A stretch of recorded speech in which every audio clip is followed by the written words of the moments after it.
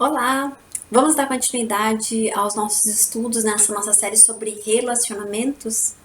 Hoje eu te convido a acompanhar comigo um pouco da história que fala sobre José e os seus irmãos. A história de José é, sem dúvida, uma das histórias mais lindas da Bíblia. Uma história que fala de reviravolta, aquelas histórias que a gente gosta, né? De Deus trazendo bênção do que parecia maldição. E se você não leu essa história, eu quero te encorajar a ler ela por completo, com calma. Ela está relatada pra gente lá no livro de Gênesis, do capítulo 37 ao 50. E é uma história que tem muito espaço na Bíblia, porque ela nos prepara também para entender o contexto do povo de Israel antes do Êxodo. Então leia, porque é bem importante. A história de José tem muito a nos ensinar. É uma saga, daquelas que é digna de virar novela ou filme, sabe? José era o filho mais velho de Raquel. Se você lembra um pouquinho da história de Jacó, Jacó era casado com Lia e Raquel, que eram irmãs. Mas ele amava mesmo era Raquel. Lia teve muitos filhos, mas Raquel só pôde ter 2 filhos. Um deles, o primeiro, era José, e o segundo foi Benjamim. Inclusive, Raquel acabou morrendo logo após dar à luz a Benjamim. José então se torna o filho preferido de Jacó. E isso era muito aparente. Jacó não disfarçava sua preferência. O problema é que Jacó tinha outros filhos. E a sua falta de sabedoria nessa situação instigava mais e mais o ciúme dos filhos dele, dos outros filhos, contra José. José também não parecia se importar muito com isso, sabe? Com esse mal-estar que a predileção do pai causava nos irmãos. José tinha alguns sonhos onde apontava que os seus irmãos se curvariam diante dele, e ele falava abertamente sobre esses sonhos com seus irmãos, e essas coisas todas foram só aumentando, era mais lenha na fogueira, né, da ira, da inveja, que os seus irmãos iam alimentando conforme os acontecimentos iam ocorrendo. Um dia, quando José foi até onde os seus irmãos estavam cuidando dos rebanhos de Jacó, os seus irmãos, ao verem José, começaram a tramar matar José. Rúben, um dos irmãos, então interferiu e falou assim: não vamos matar José, nós não podemos fazer isso, ele é nosso irmão. E no final das contas, eles acabam vendendo José como escravo para mercadores que iam naquele caminho sentido ao Egito. E no Egito, então, José passa por muitas coisas, mas posteriormente ele acaba se tornando o segundo homem mais importante do Egito, abaixo apenas do faraó. A história então nos aponta para o propósito de Deus de levar José para o Egito, né, que de escravo ele acaba virando o governante. José não foi levado para o Egito apenas para chegar ao status que ele chegou, como um tipo de recompensa por tudo que ele tinha passado. Deus precisava trabalhar o caráter de José para que José pudesse ser usado por Deus aonde Deus o colocaria. E futuramente, então, José foi responsável por garantir suprimentos ao Egito em tempos de grande fome. E foi ele que acabou salvando Jacó e toda a sua família, inclusive dessa fome. No capítulo 42, o texto nos fala de um acontecimento de aproximadamente 13 anos após a venda de José como escravo pelos seus irmãos. O texto fala que a região onde Jacó morava passava então por esse período de fome, e os irmãos de José então sobem ao Egito para poder buscar suprimentos para suas famílias. Os irmãos de José chegam no Egito e são colocados frente a frente com José. Ali, José reconhece os seus irmãos, mas os seus irmãos não reconhecem José. Então, José começa a testar os seus irmãos. E se você conhece um pouco da história, você vai lembrar que José, então, deixa eles presos por um tempo, depois os acusa de espiões, faz com que um vá buscar Benjamim para saber se Benjamim está vivo ou não, né? E depois esconde coisas na bagagem de Benjamim para que eles pudessem novamente voltar ao Egito, até que finalmente José se revela aos seus irmãos, e no final ele acaba trazendo todos da família de Jacó e os livra da morte, então eles acabam ficando um bom tempo no Egito.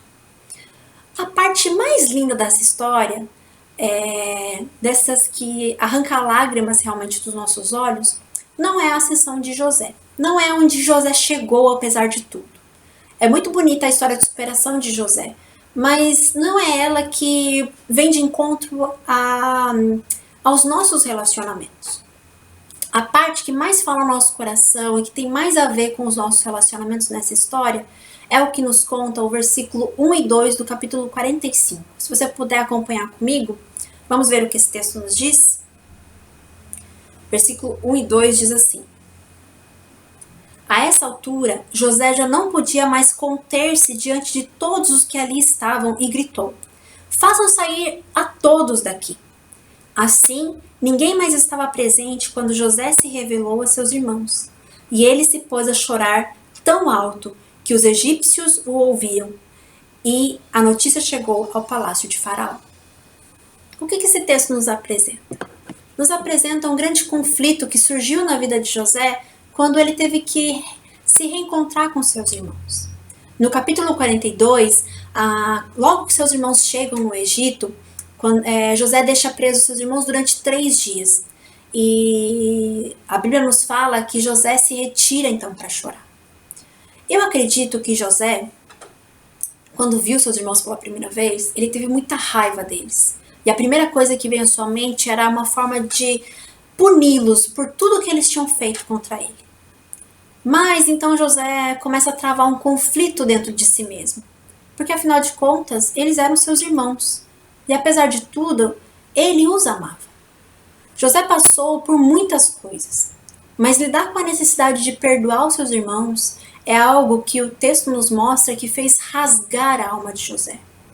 Talvez tenha sido a coisa mais difícil que ele teve que enfrentar. Mais difícil que prisão, mais difícil do que ser vendido, mais difícil do que manter o sustento do Egito inteiro. Os testes, as manobras para provar os seus irmãos, nada mais eram do que a demonstração desse conflito interno que José travava consigo mesmo. A verdade é que a relutância em perdoar nos leva a manipular as pessoas de um lado para o outro, até que a gente decida o que fazer referente ao mal que elas nos causaram. Perdoar nunca parece ser a primeira opção que a gente tem, né? A gente tenta muitas coisas, daí a gente chega a um ponto que a gente fala assim, no final dos contos não tem muito o que fazer, eu vou ter que perdoar. Mesmo que algumas pessoas até nos peçam perdão, às vezes a gente usa de chantagem e diz o segundo argumento. O que você fez foi muito grave, foi muito ruim para mim, eu não sei se eu consigo ou se posso te perdoar. Mas todos nós que somos cristãos sabemos que nós não temos opção, nós devemos perdoar. Mas perdão é algo que nos fere profundamente quando nós temos que exercer isso. Fere o nosso ego, nos machuca por dentro, fere o nosso orgulho. O nosso coração obstinado e orgulhoso nos leva a querer dar o troco pelo que as pessoas fizeram. A ver justiça sendo feita, a ver as pessoas pagando o mal que elas nos fizeram, retirando as palavras que nos disseram, né, ou até mesmo se humilhando, pedindo o nosso perdão. É o mínimo que elas poderiam fazer. O perdão nos parece injusto demais às vezes.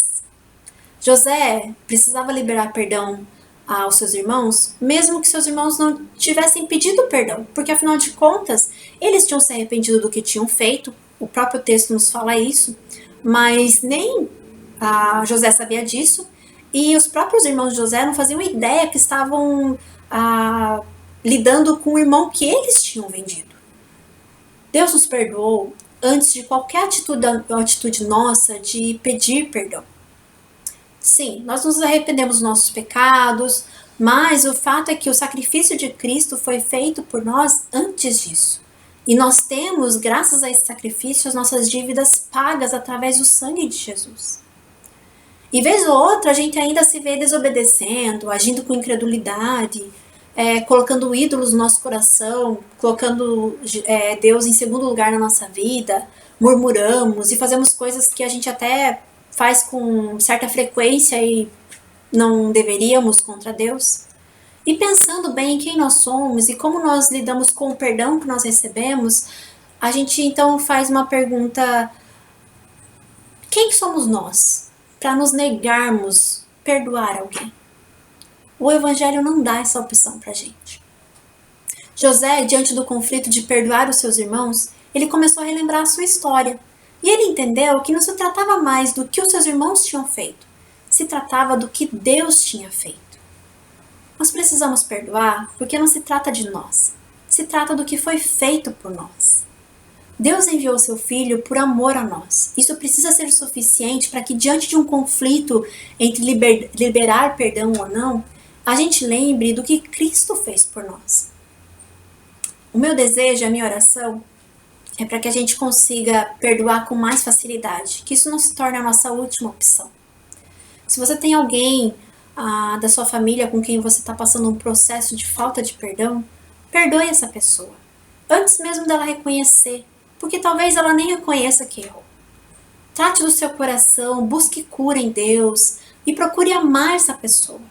Se for preciso, chore e diga tudo que Deus tem feito na sua vida e de como você almeja que Deus trabalhe na vida dela também.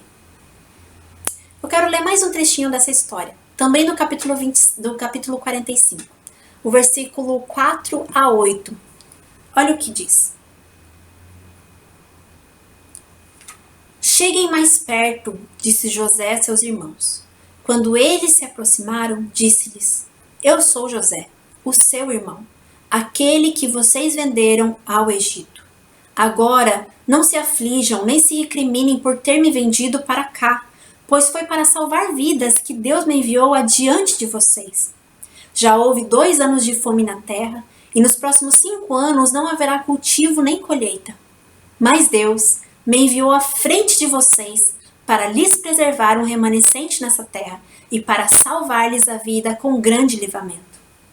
E olha como ele termina.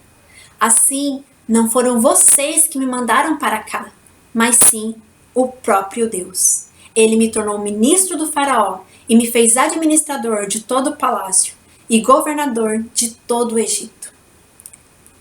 É uma passagem linda ou não é? É de emocionar a gente. Como os nossos conflitos referente a perdão são grandes na nossa vida e como nós temos dificuldade em perdoar. Mas a coisa mais linda que pode acontecer nas nossas histórias talvez seja liberar perdão e receber perdão, assim como nós recebemos perdão do nosso Senhor. Que Deus nos abençoe, uma boa semana e que a gente possa trabalhar no nosso coração em busca de que o perdão seja a primeira coisa que a gente faça. Porque não se trata mais sobre nós, se trata daquilo que foi feito por nós. Até semana que vem!